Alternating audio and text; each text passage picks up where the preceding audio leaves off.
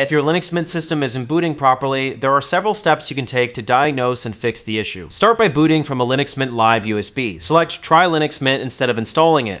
This allows you to access your files, partitions, and logs without using the broken operating system. Next, check your BIOS/UEFI settings. Make sure the system is set to the correct boot mode, either UEFI or Legacy CSM, based on how Linux Mint was originally installed.